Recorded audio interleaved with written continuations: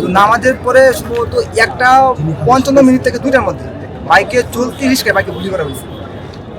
বাইকে ছিল 2 জন, একজন হেলমেট পরা আর একজন মাস্ক পরা ছিল।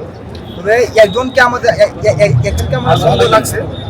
তো আমাদের কাছে ফুটেজ আছে, তা আমরা এখন নিশ্চিতভাবে বলতে পারতেছি না। ফুটেজ দেখার পর আমরা নিশ্চিতভাবে বলতে পারবো। আপাতত এটাই। আর ভাইজন সকলে দোয়া করি ভাই যাতে আমাদের মধ্যে ফিরে আসে। সাথে ছিলেন আজকে? জি না, আমি সাথে ছিলাম, আমি ভাই পিছনে ছিলাম। মানে উনি কি শোডাউনে বের হয়েছিল? জি জি, উনি নামাজ শেষ করে উনি বুটি করে উনি আসতে চাইছিলেন সোয়ারটি উতান।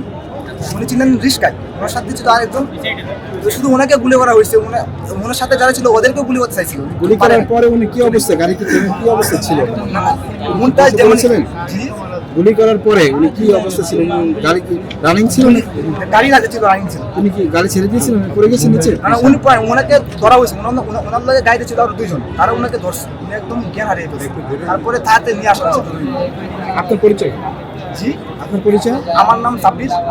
আমি বাংলাদেশ ইসলাম ইউনিভার্সিটিতে পড়াশোনা করতেছি। আমি তাকে মুখ দেয়, আমি শুধু বাইকে ভালোবাসি। আমি প্রতি শুক্রবারে বাইকে আমি যোগ দিই। আপনার সময় কি আপনি সেখানে ছিলেন? জি না, আমরা ছিলাম বিস্তারিত। আমরা বাড়ির পিছনের দিকে ছিলাম, বাইক আমাদের সামনে। তারপরে আমরা আসে দেখি তো বাই অবস্থা।